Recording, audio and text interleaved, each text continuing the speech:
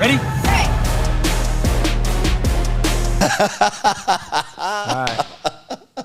You ready? Yeah, let's go. Hey guys, here we are with episode 1 of 4 Downs with Coach Preston. We are bringing you a new podcast. We're excited about it.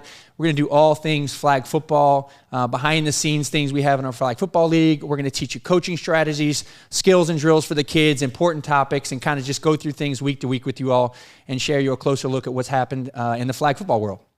Yes, sir. And your name is? Coach Preston. Yes. This is Coach Mike. Yes, I'm Coach Mike. Thank you very much. But I wasn't a coach until I met you, just for the record. And I don't think anybody really knows a lot of things about you. So how did you get into flag football? Let's start there. Well, Coach Mike coaches 6 teams now. So he's progressed a lot since we met, and he loves it. He does a great job. Flag football was my kids, right? So I had a background in, I played football. I played college baseball.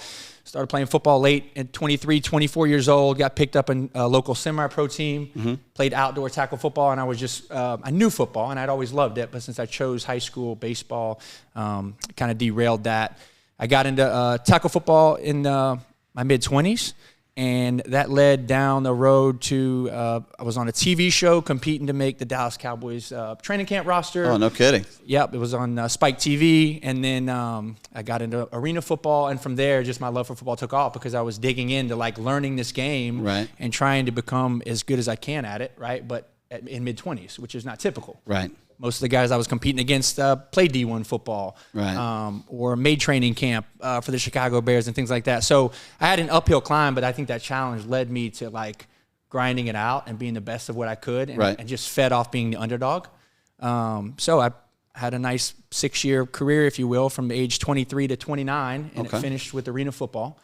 And then shortly thereafter, got married and had kids. And then decided I wanted to coach my kids like everyone else. And here you are. Okay, so now, like, not everybody knows this, but like, how many championships have you won with your kids? Yeah, so my 5th grader, we've had that same group together since kindergarten. Right. And the funny story to that is, in kindergarten, we went 0-7. Nice. And with kindergartners, right? Mm-hmm. It's a disaster. Oh, a complete disaster. Right. First of all, I'm learning how to talk to kindergartners because I have my first kindergarten, my kid, and coach him. And what do you do? And everyone else has a super fast kid on their team they hand it to, and they just beat you. Yeah. Right? Yeah. I really got that kid. Yeah. So you're like beating yourself as a coach, but you're like, hey, they just have a super fast kid over there, and we can't pull his slack. There's nothing we can do about it. Yeah. So at the end of that season, Jackson actually said in the living room, and my wife was there, and we thought it was funny. Hey, Dad, I don't want you to coach anymore. We didn't win a game. Oh, my God. Yeah. No way. It stung a little bit. But Jackson, I can foresee coaching you until you're 18 years old. Right. I'm in now after one season. Right. And we're done here. Chelsea's laughing, and I'm laughing, I'm hurt, and I'm like, wait, it doesn't end like this. Like, we can do better. Right. But it's funny. I like anything, I took it as a challenge. Like Jackson, like I said, we went 0-6. I was like, buddy, we're going to be good, but we're going to stick this through. Right. And Daddy's coaching you. Yeah. So he didn't argue with me, you know. So he didn't have much of a say. No, he didn't have to much be of honest. a say. Yeah. Right. So fast forward a year, mostly the same group of kids. We got into the first grade, and then am I talking about like the process of what happened? Is that what go ahead. Absolutely, man. Okay, so people want to know who you are. Yeah. Right. Yeah. So simple. First grade, again, we didn't have the fast kid to hand it to. Like we had good players that are pretty good athletes, but like everyone has a super fast kid that just scores touchdowns every play, and then they beat you.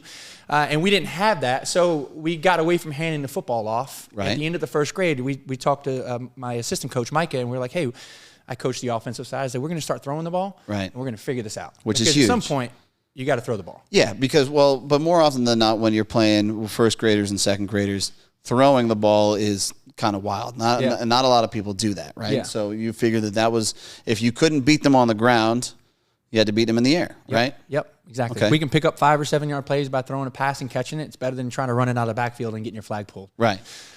So we started teaching those concepts of just short passes, and we had a great little quarterback at that time, and a couple of kids that could catch 5-yard passes, and we started with that. And once we got better at that, we just started like snowballed. We started getting better and doing more dynamic things with them. Right. And then by the second grade, I think we lost in the fall. We lost one game. It was in the playoffs. But then right after that, we entered our first tournament. We played a very competitive tournament. I think that elevated the kids' competitive level. They enjoyed it. We won the national championship that year. There you go. Yeah, we went to the Under the Lights National Championship. We went 7-0. We pretty much beat everyone by 20 or more points. And why? Because a lot of those teams were fixated on handing the ball off, and their defenses were fixated on finding the ball carrier and pulling his flag. Right. And we were throwing the ball every single play. Right. So you didn't have the most athletic team. You know, you didn't have that standout player, but you figured it out with your kids. Correct. Right. Yeah. And that's kind of what this is about, right? You want to teach people that, hey, coaching is for everybody. Right? It's not the hardest thing in the world. You just got to dip your toe into it and start figuring things out. Absolutely, right? man. Right. We get a number of coaches that, I mean, we, in our league right now for our boys, we have 110 teams right now, I think, right? So we have a number of dads that are coaching for the first time, had a call earlier. I get calls every day. And they're like, hey, I'm thinking about coaching, but I just, it's too much. Do I need 20 plays? And it's actually very, very simple. And I think that what we did was very simple. We taught the kids colors. Right. We taught them routes and numbers, and we want to get into all that stuff and like how easy it is to teach these kids what they pick up. And then the quicker you get to throwing the ball, then the more advanced they are year after year after year. And now in the fourth grade last year, we won our second national championship. So we've been there twice. We've been undefeated in both tournaments. That's impressive. 15-0 in the national tournament, and we've won all the games. But because we've been ahead of the curve on throwing the ball, and we eliminated the running part, which again, the flag football world, as the kids get older, it's a passing game like anything, right? So we want to develop wide receivers and quarterbacks, and we've been able to do that. Right. Okay. So now for me, I got sucked into coaching. So you're good. Yeah. First time kick on the podcast. There you go. Boom. I got sucked into coaching, and I knew nothing about it. And I saw that you were doing good things, right? And this is before you were in your own league. And I was like, hey, like, do you mind helping me kind of figure this out? This is when we met at Tap Room for lunch in College Park. Correct. Right? To talk football. That's correct. And you're like, yeah, sure, man, no problem. So you've always been very gracious. Because of that, I will say that within the first year, my kids that had zero experience, they won their first championship in that league. And because of that, it's contagious, and I help every kid that I possibly can think of, and I run a bunch of teams. So this is very true. But also, my oldest son, we just won our school athletic league, again, because of your knowledge and because you kind of set me on that path. So if we have the ability to really kind of share that information with the world, I think it's important that people know that, one, coaching isn't hard as long as you're willing to put in the work. Right. Yep. And two is you can do simple plays and kind of navigate through this. And as you kind of grow and develop, you'll be able to start seeing things on the field to give better opportunities for your kids and putting them in the right place to make better plays. Yeah, right. Absolutely, man. So yeah, absolutely. So let's kind of get into some of these other things here. Now that we kind of talked about how you became a coach, like where does it end for you? Let me ask you that. Man, I don't know. I love coaching, but obviously I've got Caden, my second middle child, is in the third grade, and I'm helping coach his team now, and we now coach pre-kindergarten, kindergarten girls. We do. The girls' league is by far the most fun, entertaining. The most exciting. Oh my God, it's incredible. It's absolutely incredible. The girls are such competitors, and I say that because we have K through 8th girls, 8th grade girls, and a 7th. I helped ref a 7th, 8th grade game the other night because we had an extra game that night. Right. And I stepped in to do it, and I am very confident in my reffing skills and my coaching skills. Right. And I was nervous because those girls fly around so fast. Oh yeah. They play so hard. Like, you could throw a penalty every play for like them running into each other. Right. But these girls play lacrosse and soccer and other sports, and they come here and they fall right into flag football, and they're unbelievable at it. Right. So it's fun to watch. So how long will I do this? I mean, I'll be doing it with Molly's age because she loves flag football. She just turned 5, and she's in our pre-K kindergarten team. The 5th grade group, we'll see. They're getting old. They're starting to play tackle and travel baseball, and that team eventually will probably split up, but we've had a good run with them. Yeah. I envision keeping them continuing to do tournaments and things like that, but the league play gets right. But this is something that you're very passionate about. I love it, man. Continue to coach. But the most fun I have outside of coaching the kids is when coaches reach out and they're like, hey, like, what do you think about this? Or what can I do to make this easier for my kids? And then you give them some ideas, and then I had a coach come back that day and he's like, man, I just started doing something. It's so much easier. And it's like the kids, like, they grasp it. I didn't get that. And I'm like, yes, these kids are smart. They can figure this out. We just have to step-by-step teach them stuff. Yeah, I think that there was a game where, like, you showed me your color scheme, and we'll get into that later in some of these other podcasts and stuff, but you had simple plays for players, and everybody has specific colors, right? And I remember I just kind of mimicked you, right? So when you called out a color, I said, it's so-and-so, it's a center or something like that. And I could see that in your face. You're like, oh man, I should have told him that. And then you switched it really quickly on me when now that color was no longer that person. So you did it, you audibled really, really fast. And the kids picked up on it, which is absolutely incredible. So yeah, you did. I remember. I was like, hey, but yeah, I just yelled it like real. I'm like, it's the center or something like that. I got it figured out. No, I could switch my colors, but I've learned to audible very easily. Yeah. So we can change that up. I know, man. I know. And then what's even funnier is even though we coach together for this one team, we still run into each other on some of these other scenarios. Coaching against each other. Yeah, which is, it's always, it's very nice when you get to play against a coach that's competitive but respectful. Yeah. Right? And I think that that's kind of important too, is to really try and educate coaches on the right way to kind of coach. Because I don't think that I was necessarily had the best demeanor when it came to coaching kids for the first couple sessions. Mm-hmm. I think that it's very easy to be kind of overpowering and kind of too much yelling at kids when it's not receptive to every individual kid. Yeah. So well, there's a couple important things there to say. Like as coaches, we're continually learning, right? So the X and O's is one part, but like you're dealing with young personalities, and they all have different personalities, right? Correct.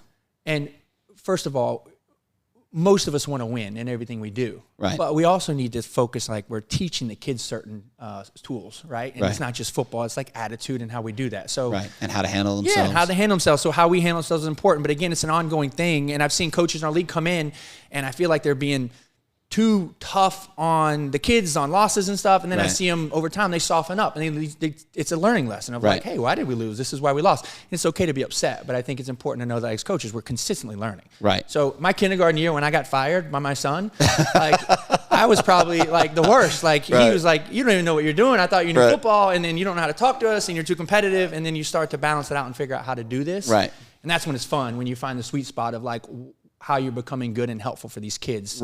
And navigating the sport. Absolutely. Okay, so you have a drill that we're going to talk about? Yeah, so I do have a drill we're going to talk about today. This one I did not send to you, but I call it the step ladder drill. It's basically it's a cutting drill that these kids are going to do for warm-up. So what I found is, and I found this out late, I found it out in the 4th grade, right? Again, my kids could catch routes. They knew all the routes. We could audible at the line of scrimmage. They could catch all the passes, but they weren't super agile and explosive, right? And I was like, well, this is a product of like, they don't have time during the week to do these things. So before every practice, we started with 10 minutes of agility stuff. Okay. Right. And I saw within weeks, maybe 6 weeks, I'm like, man, our kids look so much more explosive because they started doing these things. So what I recommend to coaches is at an early age is you can certainly get out there and stretch and have them run and do warm-ups and just regular stretching, but they're young kids, like they're very flexible. We get right into like warm-up exercises, dynamic things to teach them ways to get in and out of breaks, essentially, right?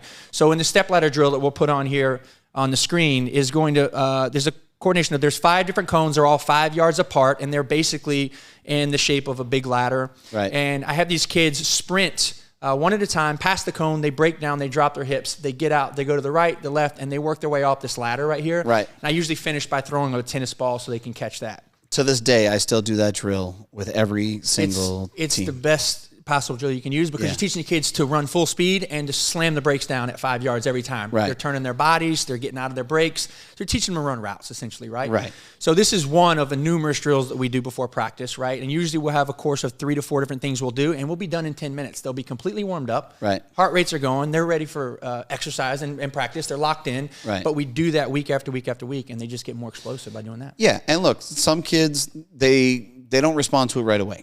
It takes time. You have to continue with your repetitions, and then having those kind of repetitions every single time over and over and over again is really where they start to kind of progress, right? So just because your kid isn't athletic on the team, you can get them there, right? Or you can get them better and closer to things just by doing the repetition of the same simple drills kind of over and over again. And the quick way to make a kid more athletic is to do things he's not usually doing, which are challenging things, which are these different drills that we do.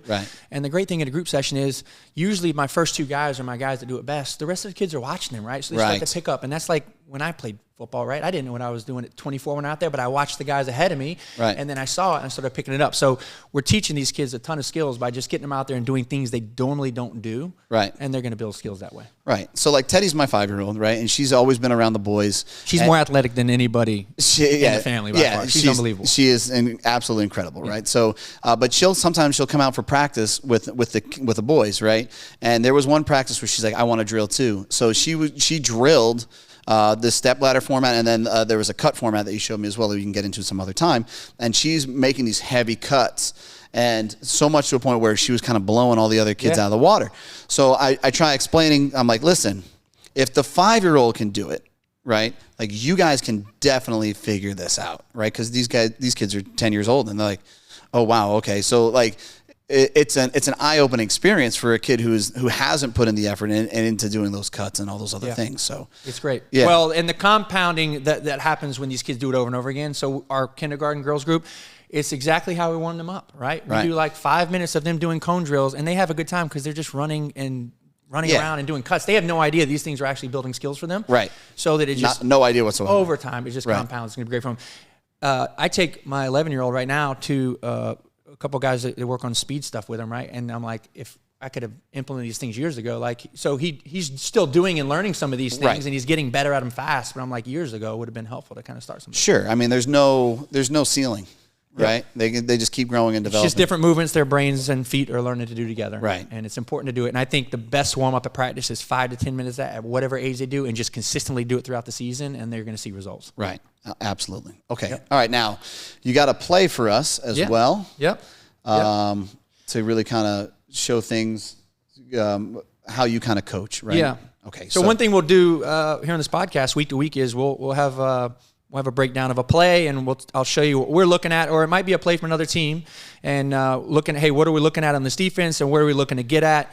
We'll go through everything, but on this specific play right now, we are in what we call sluggo right formation. Okay.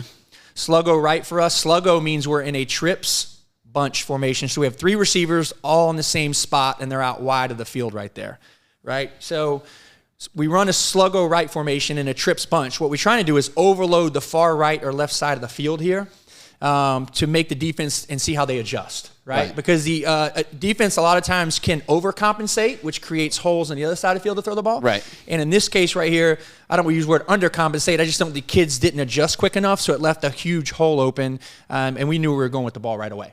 Right. Yeah, I think that more often than not that happens, right? You know, as far as when you're coaching defensively, a team doesn't know how to kind of adjust, right? So when you're saying sluggo, it's trips, right? So you have 3 receivers on this right side. Yep. You leave 1 on this other side because we run 5-on-5, right? Yep.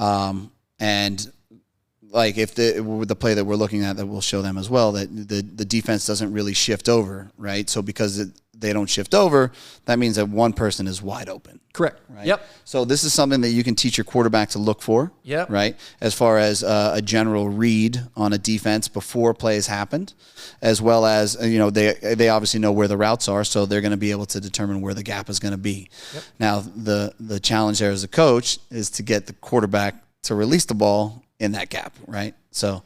Okay. All right. Go ahead. So let's go. And so at an early age, when we talk about all these things going forward in future podcasts, is how do we teach our kids in the second grade and third grade and fourth grade? I'm telling the quarterback where to throw the ball. Right. Like, and they're starting to learn like, oh, this is where the holes are. This is where I throw the ball. And then I challenge them on some plays and say, hey, where are we going here with it? And they're going to say, oh, this is the hole. I'm going here. So we've teach them things. We're in the 5th grade now in this drill. So these kids know this stuff. Right. So if you look just to the right of the center right there, or the middle linebacker or the safety right there in the back of the end zone, there's a huge gaping hole right there that we're going to attack. Huge, right? Yeah. So in this specific sluggo formation, we've got 3 routes. Our far inside receiver, number 13 right there, is going to run a 5-yard out. Our outside receiver, number 7, is going to run a go to the back of the end zone, and he'll probably curl around and wrap around. And then our back receiver, number 88, is going to run a slant. He's going to come right in that open hole right there where there's no linebacker filling in. Right. Now, we could say, well, what if the safety comes down, or if they slide the center over? Again, they're overcompensating. If the safety comes down, then we're going to hit the back of the end zone. Right. If the center middle linebacker slides over, then we're going to hit the center. But we're just using their moving pieces and hitting the open slot, and I think these are things we'll go over. In this case right now, as we continue to run the play, you can see that the fifth linebacker over, essentially over there, starts to come down to the goal line, but the safety starts to peek backside, and it leaves this hole open. And as the number 88 comes underneath right here, the quarterback knows the ball comes out quick. He's got great leverage underneath that cornerback, and there's really no way for them to affect that play in any way, right? Because the slant's coming right underneath that cornerback or that linebacker right there that throws right into his chest, and it's a touchdown. Right. So this is a really common kind of play that you see in flag football, right? More often than not. And again, like I've only learned what you've taught me, so I don't ever speak the proper terminology for any of this stuff. But realistically, your bottom receiver, number 88, is crossing under the route that receiver has ran, right? So that one defender has to make a decision as to who to cover. And more often than not, especially when you're talking about third grade, fourth grade, or even fifth grade, sixth grade, they're going to pick up the first kid that comes to them, right? Which is that route on 13, right? The 13 receiver. So you got it. So the outside cornerback, the far outside cornerback right there at the beginning of the video, I'm just going back here, he's going to have the flat on the outside. He's got to take the outside receiver. He's got to respect that guy. Yeah. And so they really have two DBs over here to cover 3 receivers, and there's no way to do that. Again, there's a million different there's probably 5 different adjustments here, and I think we'll break down some stuff in future days, but the idea is we're just looking for the open hole, and if it's there before the snap, it's most likely going to be there, and you're going to throw the ball and throw it and catch it right there. But this is a great this specific formation is one we used in the 2nd grade, and no one could cover that, right? And that was something we were very successful with. It's still used to this day. I mean, we still use it in our 7-8 team, you know. So put a lot of pressure on the defense on spread them out like that. Yeah, absolutely. Okay. All right. So is there anything with this? Again, we know that this is your first podcast. Is there anything else that you want to kind of cover before we let you go? No, I think I'm excited to get this going. I get tons of questions daily from coaches, and we want to kind of put this information out to everybody, be a wealth of knowledge for this stuff, teach you things that you had no idea were going on, or help you sharpen up your coaching.